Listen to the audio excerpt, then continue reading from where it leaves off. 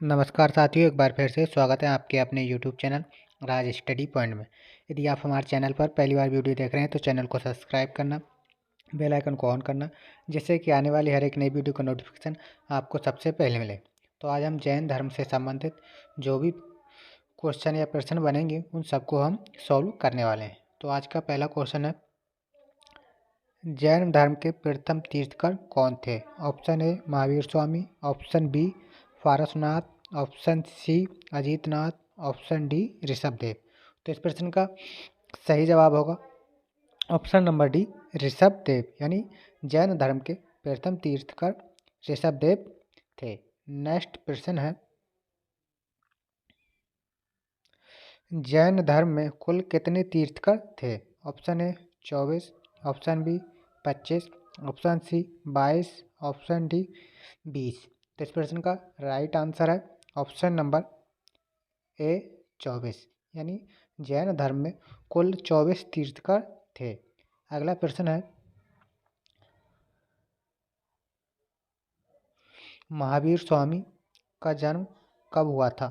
Option A 546 ईसा पूर्व, option B 540 ईसा पूर्व, option C 468 ईसा पूर्व, ऑप्शन डी 520 ईसा पूर्व। तो इस प्रश्न का राइट आंसर है ऑप्शन नंबर बी 540 ईसा पूर्व, यानी महावीर स्वामी का जन्म 540 ईसा पूर्व में हुआ था। अगला प्रश्न है, महावीर स्वामी का जन्म कहाँ हुआ था? Option A Rajgriha, option B Pawapuri, option C Kundgram, option D Vaishali. तो इस प्रश्न का राइट आंसर है ऑप्शन नंबर सी कुंडग्राम, यानी महावीर स्वामी का जन्म कुंडग्राम में हुआ था। अगला प्रश्न है,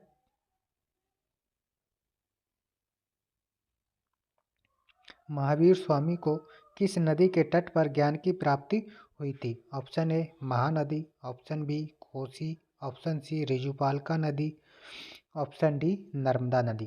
तो इस प्रश्न का सही जवाब है ऑप्शन नंबर सी रिजुपालका नदी, यानी महावीर स्वामी को रिजुपालका नदी के किनारे ज्ञान की प्राप्ति हुई थी। अगला प्रश्न है,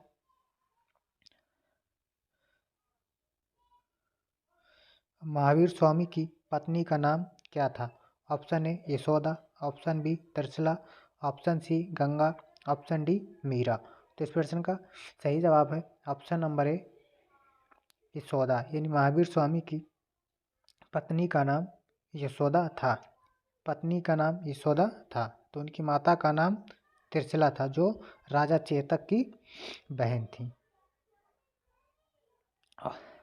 अगला प्रश्न है, महावीर स्वामी के पिता का क्या नाम है? तो महावीर स्वामी के पिता का नाम क्या है? तो option A Siddhartha, option B Vardhaman, option C Rahul, option D Bhadrabahu. तो इस प्रश्न का राइट आंसर है ऑप्शन नंबर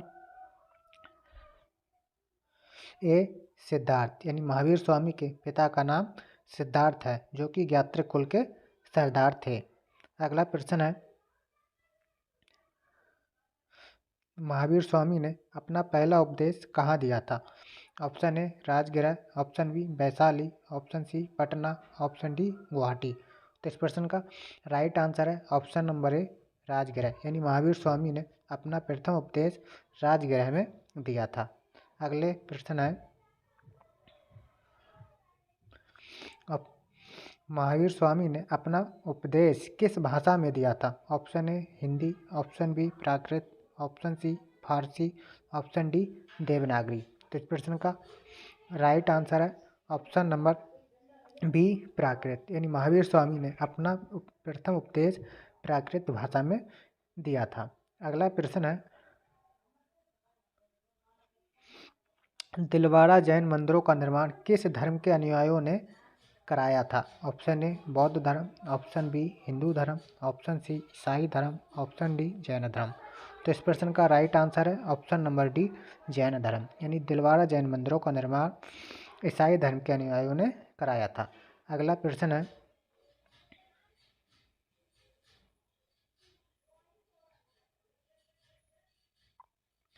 त्रिरत्न सिद्धांत सम्यक दर्शन, सम्यक ज्ञान, सम्यक आचरण किस धर्म से संबंधित हैं? Option A Hindu, option B Bauddh, option C Jain, option D Muslim. तो इस प्रश्न का राइट आंसर है ऑप्शन नंबर सी जैन धर्म। यानी त्रिरत्न सिद्धांत, सम्यक दर्शन, सम्यक ज्ञान, सम्यक आचरण जैन धर्म से संबंधित हैं। अगला प्रश्न है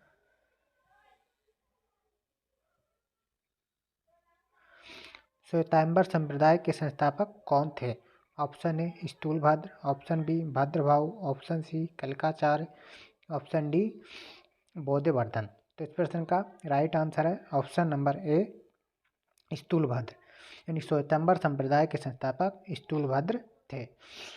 जैन धर्म के दो संप्रदाय थे, एक श्वेतांबर संप्रदाय और एक दिगंबर संप्रदाय। तो श्वेतांबर संप्रदाय के संस्थापक स्थूलभद्र थे और दिगंबर संप्रदाय के संस्थापक भद्रभाऊ थे।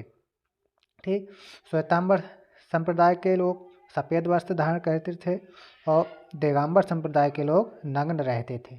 अगला प्रश्न है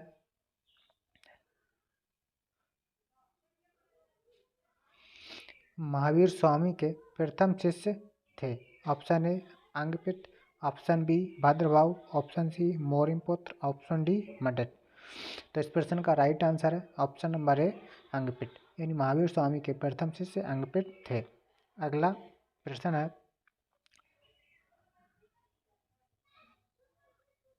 बौद्ध धर्म तथा जैन दोनों का तीर्थ स्थल कहाँ स्थित है?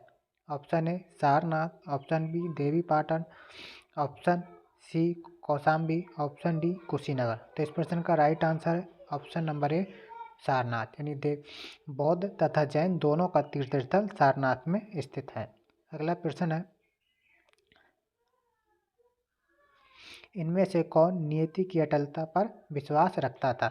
Option A Ajivika, option B Jain, option C Bauddh, option D Charvak. तो इस प्रश्न का राइट आंसर है ऑप्शन नंबर बी जैन। यानी इनमें से कौन नीति की अटलता पर विश्वास रखता था? तो वह जैन धर्म के लोग नीति की अटलता पर विश्वास रखते थे।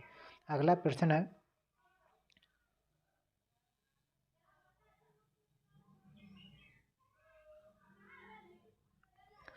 जैन धर्म में पूर्ण ज्ञान प्राप्ति को किस शब्द से संबोधित किया जाता है? ऑप्शन ए केवल, ऑप्शन बी जिन, ऑप्शन सी निर्वाण, ऑप्शन डी रत्न। तो इस प्रश्न का राइट आंसर है ऑप्शन नंबर ए कैवल। यानी जैन धर्म में पूर्ण ज्ञान प्राप्ति को कैवल्य नाम से संबोधित किया जाता था। अगला प्रश्न है आजीवक संप्रदाय के संस्थापक कौन थे? Option A Rahul Bhadra, option B Upali, option C Makkhali Gosal, option D Anand. तो इस प्रश्न का राइट आंसर है option number D, option number C Makkhali Gosal. यानी आजीवक संप्रदाय के संस्थापक मखली गोसाल थे। यानी ऑप्शन नंबर सी इसका सही जवाब होगा। अगला प्रश्न है गोमतेश्वर की विशाल प्रतिमा श्रवण बेलगोला में किसके द्वारा स्थापित की गई है?